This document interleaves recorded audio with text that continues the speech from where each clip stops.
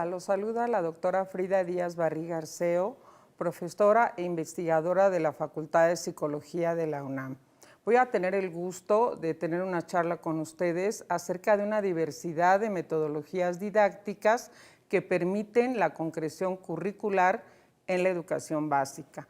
La charla está dividida en dos temas, en dos grandes momentos. Por un lado, me gustaría charlar con ustedes lo que implican los procesos de concreción curricular y cuáles son aquellas metodologías que permiten realmente un trabajo colaborativo, participativo, centrado en la comunidad y en los propios estudiantes. Y en un segundo momento, lo que les quiero compartir es una diversidad de ejemplos, particularmente algunas de las estrategias didácticas que alrededor del trabajo de investigación que hemos desarrollado en conjunto con varios colegas, nos han permitido darnos cuenta que son estrategias muy efectivas para lograr esa concreción curricular.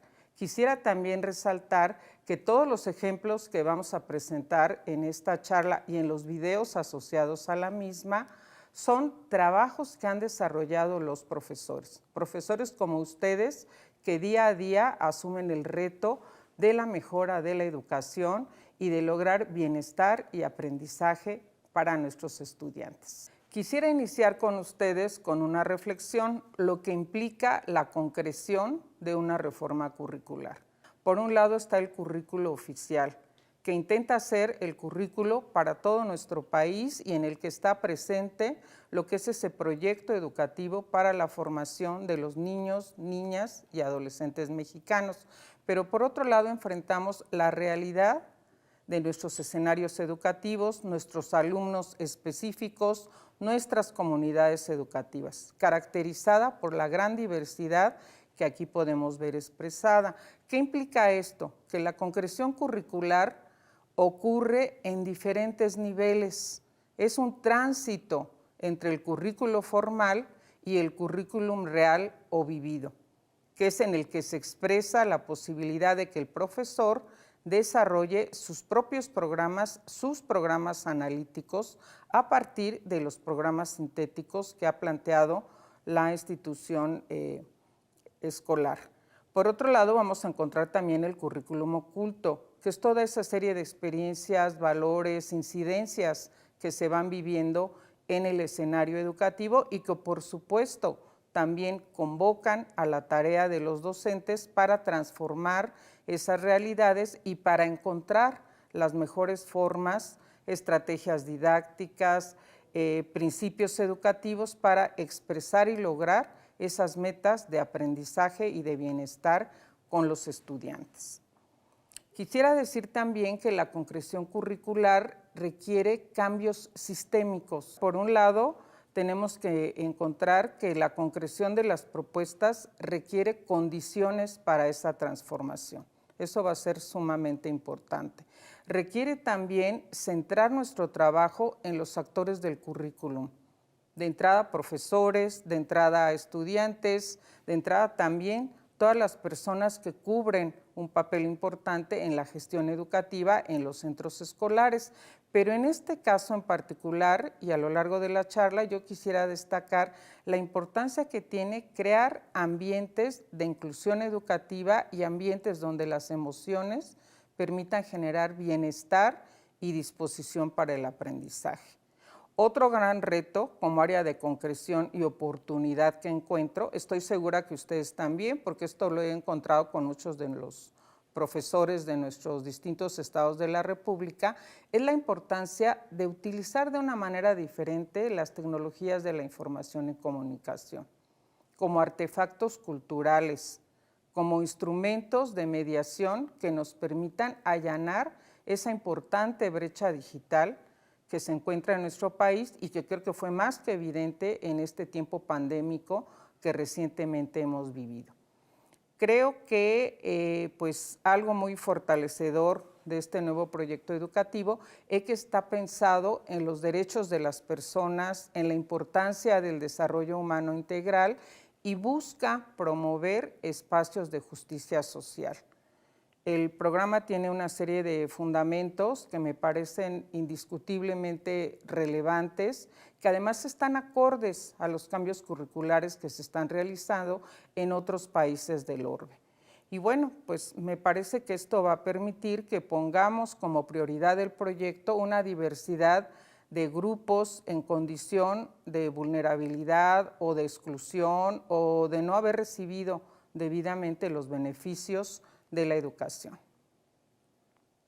Veamos aquí estos principios. Me parece que ese es un espacio de mucha oportunidad. La comprensión de los principios de lo que implica un nuevo modelo curricular, que les insisto, lo veo muy cercano a lo que se está haciendo en otros países, con esta idea de acercarnos a los objetivos de desarrollo humano sostenible, porque esos son los que plantean las grandes problemáticas que hoy en día está viviendo la humanidad. Simplemente díganme ustedes si no. El respeto por la naturaleza, el cuidado del medio ambiente, la importancia de la promoción de una cultura de la paz, no solo es erradicar la violencia, el malestar, el bullying en la escuela, eso es sumamente importante, pero alrededor de eso, ¿por qué no promovemos esa formación que oriente a nuestros estudiantes a esa cultura de la paz? La promoción de la interculturalidad, el respeto a la dignidad humana, la importancia de la responsabilidad ciudadana, el recuperar el valor que tiene la identidad de todo mexicano y por supuesto esos principios de identidad, probidad, una mirada ética de nuestra participación en el mundo. Me parece que son principios fundamentales y ahí es donde podemos crear muchos escenarios educativos sumamente interesantes, enriquecedores, lúdicos y motivantes para nuestros estudiantes. Aquí quisiera que ustedes vieran esta secuencia que va a aparecer de una serie de imágenes donde nos damos cuenta que la importancia debemos ponerla en nuestros estudiantes y en sus comunidades educativas. Vean ustedes sobre todo estos escenarios donde se ve a los jóvenes muy contentos, muy dispuestos al aprendizaje, trabajando colaborativamente, en una diversidad de posibilidades para aprender. En las aulas, fuera de las aulas, realizando proyectos, colaborando en la construcción de un huerto escolar, en espacios donde se nota la inclusión educativa. Creo que esos son los escenarios a los que estamos invitando en esta charla a los profesores.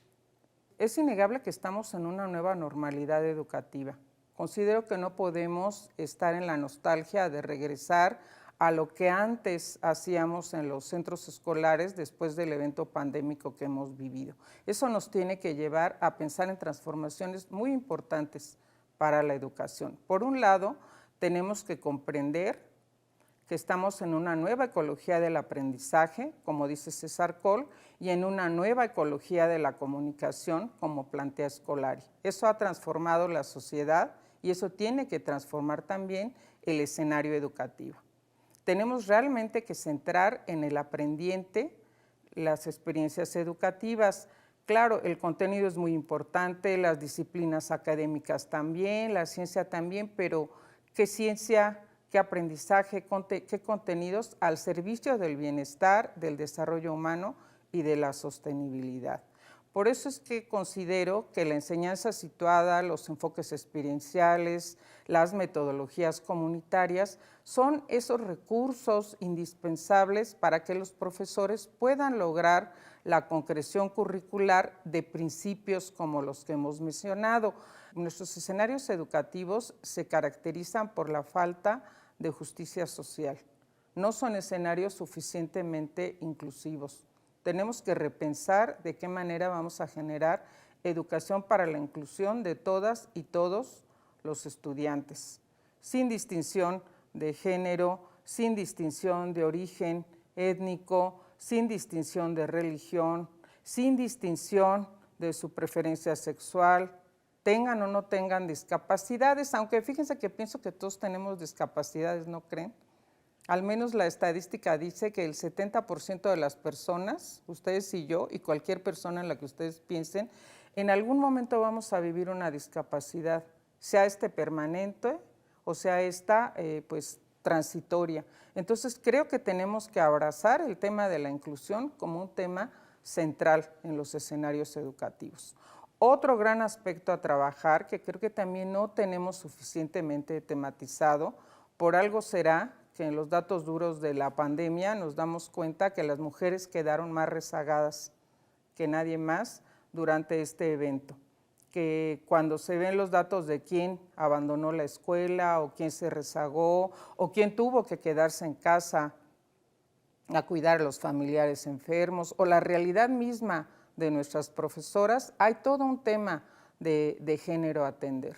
Entonces, el tema de la transversalización curricular del género creo que también es un tema que tenemos que reflexionar y, por supuesto, pues eso que llamamos interculturalidad. ¿Qué entendemos por interculturalidad? A veces me temo que la interculturalidad la vemos como algo más de folclore que de una verdadera posibilidad de cambiar nuestra mentalidad y tener un pensamiento, una práctica y una convivencia realmente entre todos los grupos sociales, étnicos que conformamos este país tan diverso con tanta riqueza cultural. Vamos a ver un poco esto que tiene que ver con los métodos comunitarios.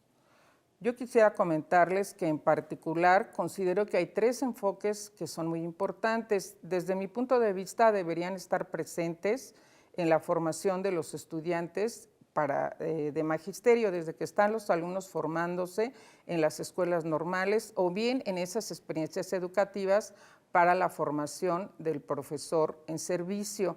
¿Y cuáles son estos? La investigación, acción participativa, el aprendizaje-servicio y la animación sociocultural. Pero sí quisiera acotar 2 conceptos importantes que se desprenden de las metodologías comunitarias, que son por un lado el concepto de leer el mundo, de ese gran educador latinoamericano que es Paulo Freire, y el concepto del sentipensar o el sentipensante, de otro gran autor latinoamericano que es el colombiano Orlando Falsborda. Realmente ahí encontramos las bases de la educación comunitaria, de la educación popular y de la posibilidad de hacer un trabajo que nos permite acercarnos a la comunidad, tanto para conocerla como para generar acciones que conduzcan al cambio y a la transformación en beneficio de todos. Esta idea de leer el mundo, que ustedes van a profundizar todavía más en los videos que les comento, se van a asociar a esta conferencia, me parece crucial, porque eso es lo que tenemos que enseñar a nuestros estudiantes, a leer el mundo, a comprender su realidad, a entender la problemática que los circunda, a encontrar esas áreas en las que tienen que incidir y hacer algún tipo de cambio. De hecho, el propio Paulo Freire decía, aquí viene la cita, la experiencia de leer empieza con la lectura del mundo, antes de pasar a la lectura de la palabra. Y ahí están todas las ideas de este maravilloso educador acerca de lo que implica el pensamiento crítico. Y bueno, me voy ahora con don Orlando Falsborda. Él es reconocido como el fundador, se le dice así, de las ciencias sociales o de la sociología latinoamericana. Sé que hoy en día hablamos mucho de la educación emocional, sé que hay todo un debate acerca de cómo integrar el pensamiento, el conocimiento científico con las emociones, pero fíjense que ya hace varias décadas este concepto lo había trabajado el doctor Falsborda en sus trabajos acerca de la investigación acción participativa en comunidad. Él ya hablaba del concepto sentipensante, esa integración, esa más bien imposibilidad de disociar el pensamiento de la emoción. Eso es lo que implica sentipensar y también lo vamos a recuperar con más profundidad y con más ideas. Algunos ejemplos que les voy a poner más adelante les permitirán a ustedes ver por qué es tan importante leer el mundo y tan importante el concepto de sentipensar. Y bueno, no me puede faltar otro de nuestros autores latinoamericanos que han contribuido mucho a la educación popular y a la educación comunitaria, el doctor Ezequiel Anderegg. Él tiene además una colección maravillosa de libros, yo aquí me he permitido recomendarles 3 de ellos. Él es un autor que ha dedicado su trabajo pues, a la educación en la comunidad. Tiene espléndidos trabajos acerca de la animación sociocultural, que también les voy a enseñar algunas estrategias de animación sociocultural que lo que nos van a permitir es vincular la educación formal con la educación no formal. Esas son las mejores estrategias que podemos vincular hoy en día que estamos viviendo esa nueva ecología del aprendizaje que antes mencionaba. Vamos a ver también que él ha escrito acerca del trabajo en equipo, porque todos decimos que estamos trabajando en equipo y en realidad las bases a fondo de lo que implica trabajar en equipo muchas veces no las conocemos. Eso implica formas de relación, de interacción, valores, compromisos, gestión de procesos que es muy importante reconocer. Y bueno, precisamente el link que les voy a compartir es de este texto, El trabajo en equipo, del doctor Anderegg, que afortunadamente me encontré en una versión en PDF y está de acceso libre para todos ustedes. Les quiero recomendar también 2 videos. Fíjense que aquí cuando digo les quiero recomendar estos libros, estos videos, miren, aquí están estas lecturas, ¿saben a qué concepto me estoy refiriendo? A un concepto que me gusta mucho de la doctora Ángeles Oletic, que es el concepto de la ecología de medios y tecnologías al servicio del aprendizaje. Todos los profesores deberíamos tener nuestra cajita de herramientas con esa ecología de medios y tecnologías. Indispensables nuestros libros de texto. Yo amo los libros y no lo dejaré de hacer, los físicos y los virtuales. Pero piensen también que hoy en día el compromiso de educar nos hace pensar en que tenemos que disponer de buenos materiales multimedia, conocer espacios educativos de calidad, que los hay y muchos en los escenarios virtuales. Tenemos que disponer, también hay una serie de materiales educativos que se encuentran completamente a disposición, abierta, libre, gratuita para los profesores. Y aquí me permito recomendarles la serie Interferencias del Canal 22, un canal cultural que hace material de mucha calidad, y les recomiendo de esa serie 2 videos. Uno se llama Orlando Fals Borda, La verdad sentipensante, y el otro se llama Paulo Freire, La pedagogía del diálogo. Y bueno, ahora sí, vamos a la segunda parte. Les quiero comentar una diversidad de estrategias didácticas. Siento que ese es un campo con mucha riqueza. A mí me gusta mucho porque me parece que es una especie de, ¿qué les diré?, vaso comunicante entre ese currículum formal y las posibilidades de darle concreción en el aula. Yo digo que las buenas estrategias didácticas son las que nos permiten crear contextos de posibilidad, siempre y cuando pensemos que son estrategias, que somos estrategas al utilizar toda una diversidad de recursos de una manera flexible, ajustada, adaptada, situada. Las que les quiero compartir, como ustedes están viendo en pantalla, pues tienen que ver con el constructivismo sociocultural, con el enfoque de la enseñanza situada. Muchas de ellas vienen de todo este legado latinoamericano de la educación popular y comunitaria, otras más en la narrativa psicopedagógica. Ahí hay toda una riqueza en las estrategias narrativas y algunas más del campo de la educación inclusiva. Y todas ellas, todos los ejemplos, se los reitero, son ejemplos de proyectos de trabajo donde son profesores los que han participado con nosotros en un proceso de acompañamiento y de mediación para generar esos materiales, esos sitios web, esos recursos didácticos para sus espacios de trabajo.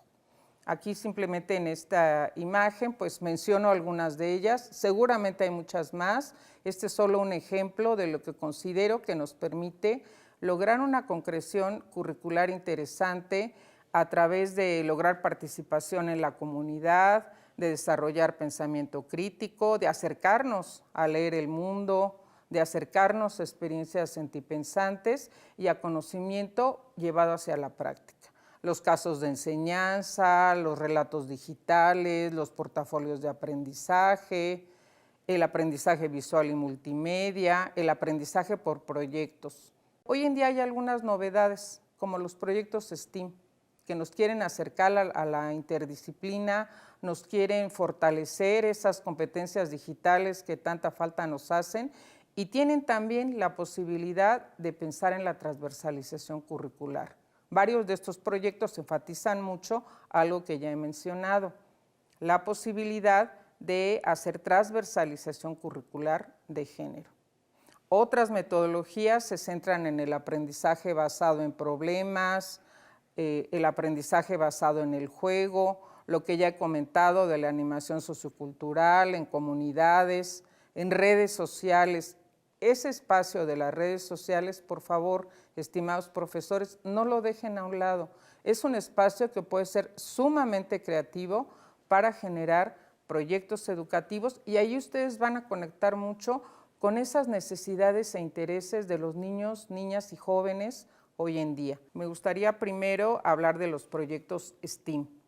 Vamos a ver un video, es un video muy corto, donde quiero que más bien ustedes lo visualicen, el tipo de proyectos que se pueden realizar, cómo se vincula la educación formal con la educación no formal, cómo aparece el tema de las tecnologías y cómo pueden ser incluso proyectos de tipo intergeneracional.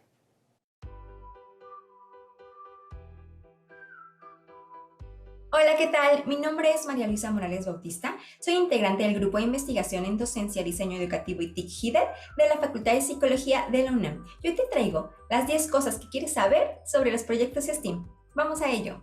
STEAM es un acrónimo proveniente de las siglas en inglés de Ciencia, Tecnología, Ingeniería, Artes y Matemáticas, que se popularizó por el 2006 con Georgette Jackman, pionera STEAM. Previamente se utilizaba el acrónimo STEM, que no consideraba el área de las artes. STEAM se sustenta en el aprendizaje basado en proyectos, metodología que no es nueva. Tiene sus orígenes en los trabajos del educador William Hare Kilpatrick en la segunda década del siglo XX y quien fue colaborador de John Dewey. El aprendizaje basado en proyectos es un método de enseñanza-aprendizaje a través del cual el alumnado adquiere conocimientos trabajando activamente en un tema que le resulta de interés y que está relacionado directamente con el mundo real. Los ejes imprescindibles en los proyectos STEAM son fomento de vocaciones científicas, transversalidad de las disciplinas STEAM, aplicación de metodologías activas y utilización de tecnologías digitales. Es fundamental aplicar una perspectiva de género fomentando vocaciones científicas y tecnológicas en mujeres. Podemos comenzar identificando a las mujeres de la ciencia de nuestra comunidad, estado o país con el propósito de tener referentes y motivantes. Por ejemplo, las doctoras Julieta Fierro Gossman y Sandra Díaz Barriga-Arceo, científicas mexicanas de la UNAM. Otra buena idea es emplear narrativas de biografías inspiradoras de científicos y científicas, historia de descubrimientos científicos, datos curiosos o novedades de la ciencia. ¿Qué podemos hacer en los proyectos STEAM? Observa, formula preguntas, elabora hipótesis, diseña un plan para comprobar tus hipótesis, experimenta, analiza resultados, extrae conclusiones y comunica lo realizado a través de ferias, exposiciones, periódicos murales, etc.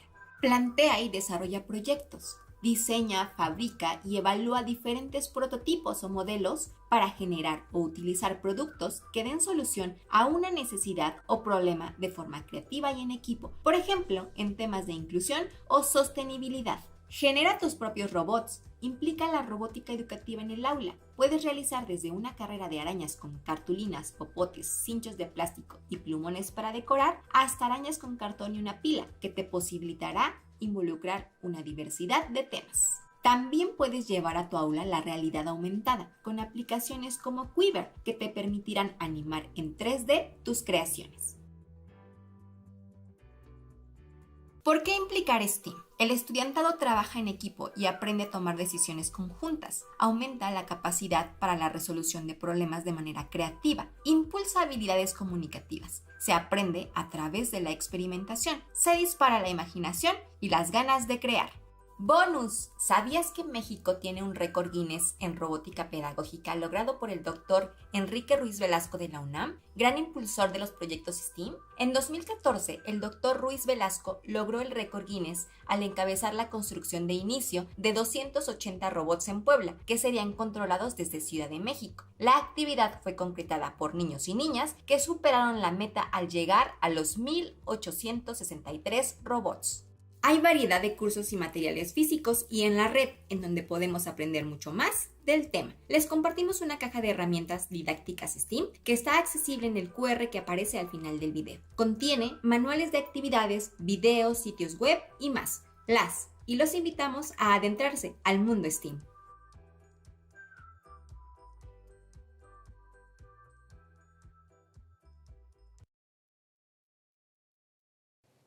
Bueno, ya hemos visto este video. ¿Qué les pareció?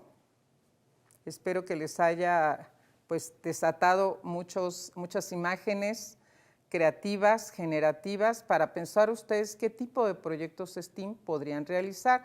Hay otro tipo de proyectos que podemos generar para espacios comunitarios y que generan experiencias de aprendizaje con enorme riqueza y muy motivantes para nuestros estudiantes, que pueden ustedes pensar desde nuestros alumnos de preescolar e inicial hasta los jóvenes que están en la primaria, en la secundaria, en la educación media superior. Aquí les comento algunos de ellos. No sé si alguna vez han pensado en armar, ya sea en su centro educativo, en su escuela, una ludoteca con una sala de lectura, con experiencia de cuentacuentos. Es un proyecto maravilloso. También otra opción que les sugiero mucho, los museos. Nuestro país tiene, una cantidad, calidad y diversidad increíble de museos como espacios de aprendizaje. Muchos de ellos con experiencias pensadas para niños, niñas y adolescentes, pero además también tenemos la posibilidad del viaje virtual en los museos, que cada día está creciendo mucho más. En el lugar de la República que ustedes estén, ¿qué será? ¿Quieren visitar la casa de Frida Kahlo y conocer lo que es su pintura, su arte, algo de su vida, interesar a los alumnos en el arte mexicano, generar una experiencia sentipensante en torno a un periodo de la historia de México? Pues hay un viaje virtual bastante interesante para conocer la casa de Frida Kahlo. Y son espacios donde se logran tantos aprendizajes que después son las comunidades mismas las que abrazan los proyectos y las que no quieren que por ningún motivo se separen de la experiencia escolar. Ahora quisiera comentar con ustedes el tema de los casos de enseñanza. Siento que es el tipo de diseños educativos que los profesores podemos hacer para trabajar una diversidad de temas curriculares, pero aquí es donde podemos introducir esos temas transversales que nos interesa. Yo les voy a poner un ejemplo donde los casos de enseñanza diseñados por los profesores, este caso que ustedes van a ver, lo diseñaron un equipo de profesores donde uno de los docentes enseñaba en telesecundaria, otra de las profesoras venía de una comunidad de Oaxaca, ella misma pertenecía a un pueblo originario, y otro de los profesores trabajaba en torno a CONAFE.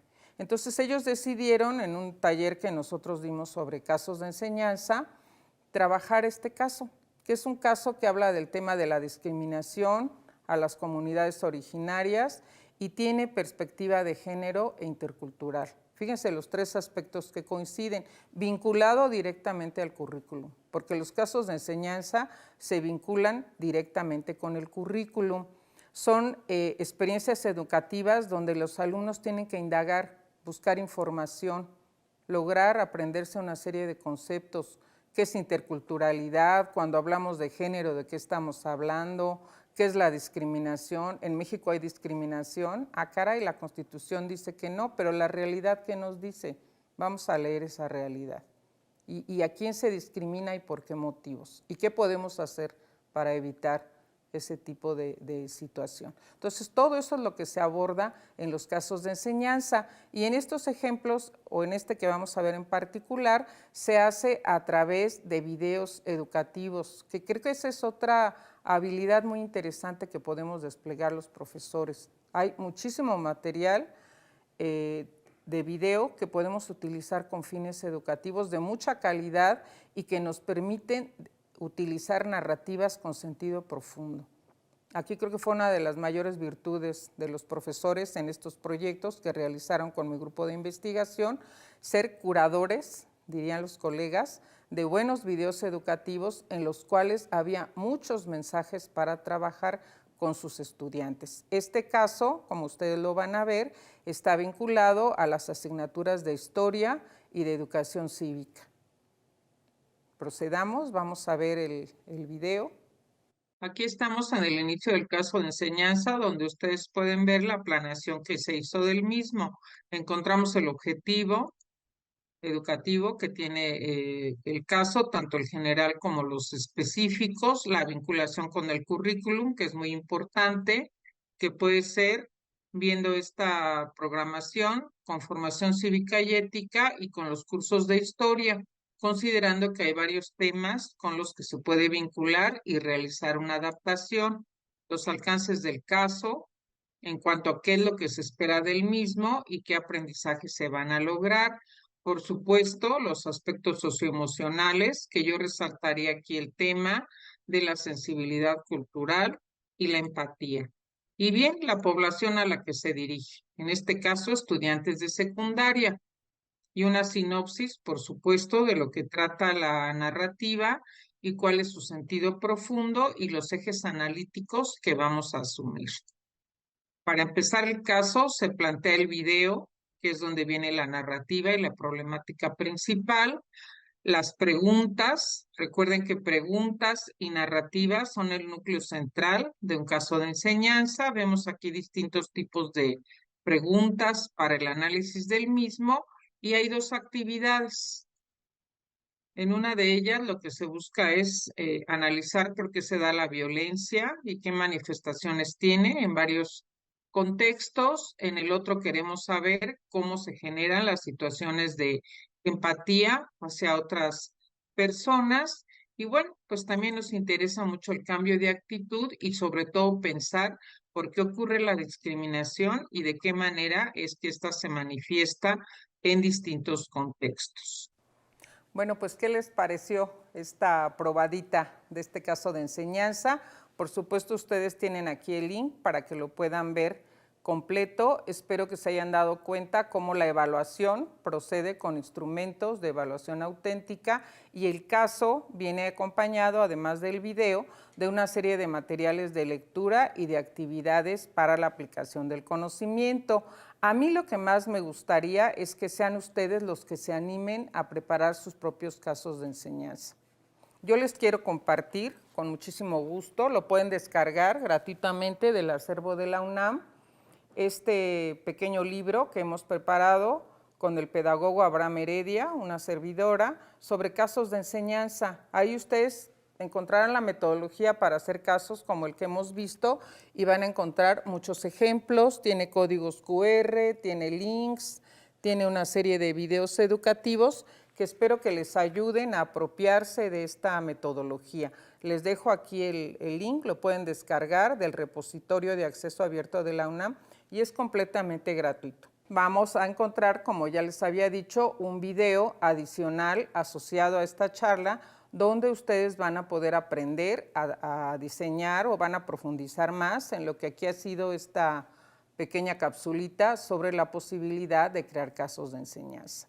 Otro ejemplo que quisiera compartirles, porque durante la pandemia encontramos que esta estrategia que se deriva de la investigación, acción participativa y de la etnografía fue una estrategia de mucho valor para las comunidades educativas. ¿Por qué? Porque la enfocamos mucho a conocer a las comunidades, a ver qué estaba pasando en pandemia, a poder hacer, a veces no me gusta la palabra diagnóstico porque suena como algo muy médico. Pónganle ustedes conocer el estado de la situación en una comunidad, qué están viviendo, qué está pasando, ellos qué cosas identifican que hay que transformar y cómo tomamos decisiones para podernos en acción los participantes de la comunidad y nosotros mismos transformar esas realidades. Entonces, eso permitió en una serie también de cursos que tuvimos con profesores durante la pandemia que ellos entraran a sus comunidades, ya sea ellos mismos expresando con su voz lo que estaban viviendo los profesores, pero también teniendo la oportunidad de escuchar la voz de sus estudiantes. Y aquí les haría una pregunta, ¿qué tanto los profesores escuchamos la voz de nuestros estudiantes? Pues aquí les dejo un link, hubo un proyecto que a mí, bueno, realmente me gustó muchísimo, sentí que yo fui la que aprendí mucho en esa experiencia en un proyecto Fotovoz que hicimos en la Escuela Normal de Ayotzinapa. Ahí nos convocaron a darles un taller sobre esta metodología y el resultado fue la fotovoz de la comunidad.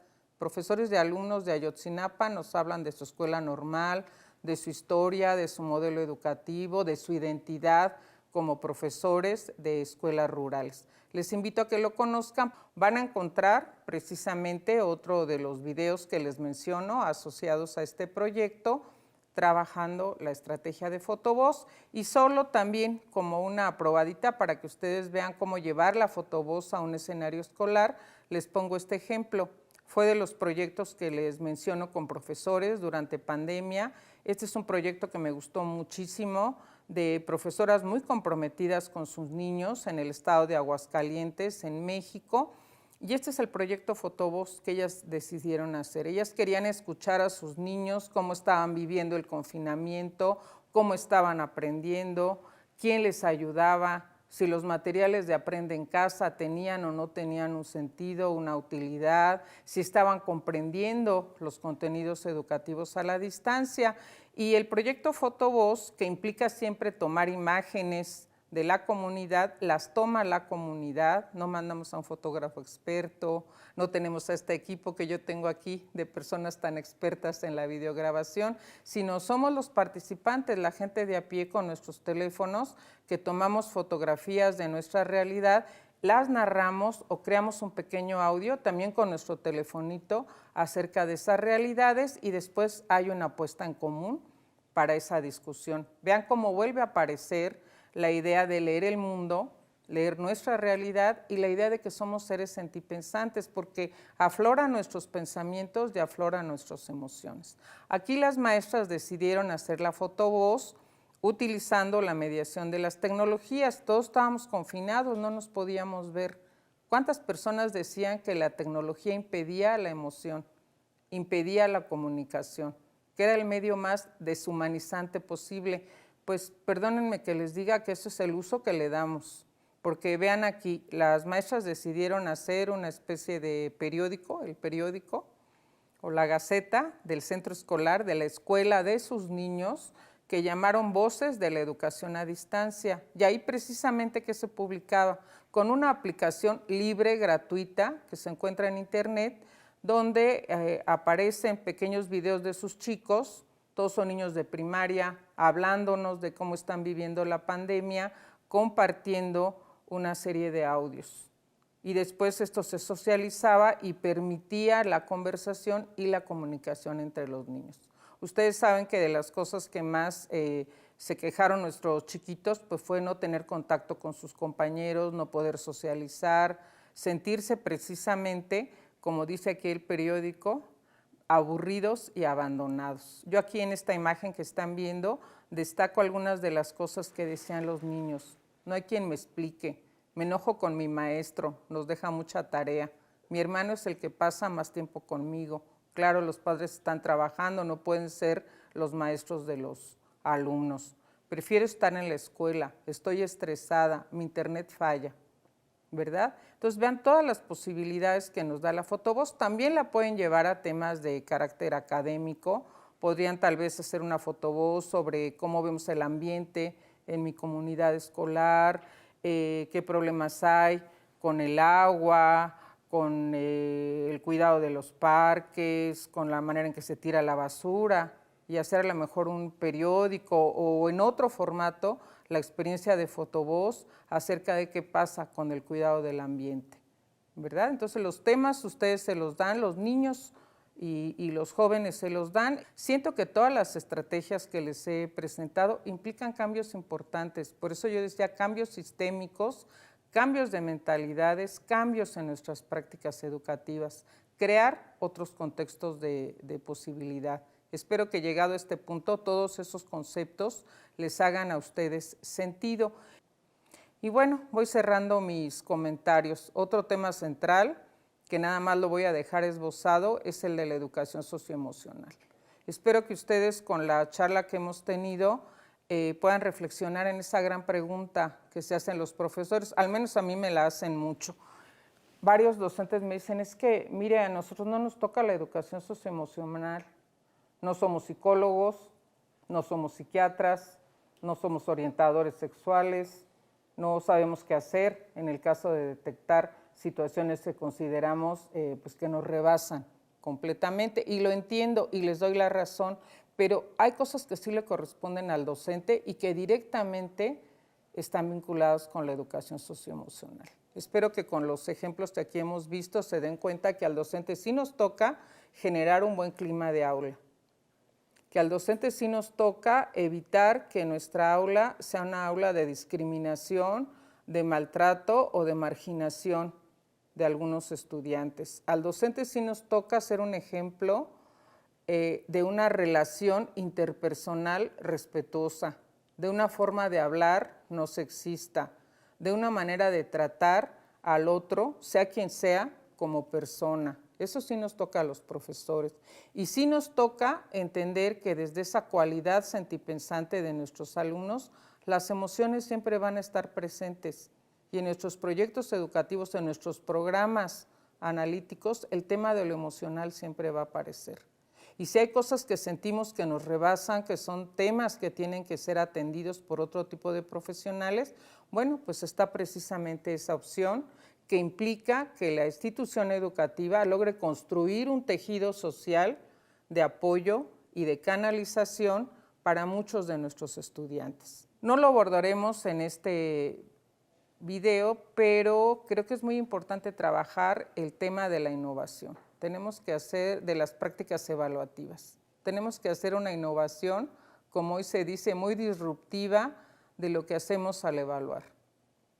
Yo no les digo que no apliquen exámenes, pero hay formas de trabajar colaborativamente, con mucha retroalimentación, con una mirada de evaluación formativa, las evaluaciones que hacemos. Existe todo lo que es el ámbito de la evaluación auténtica y ese también es un tema ahorita en constante movimiento.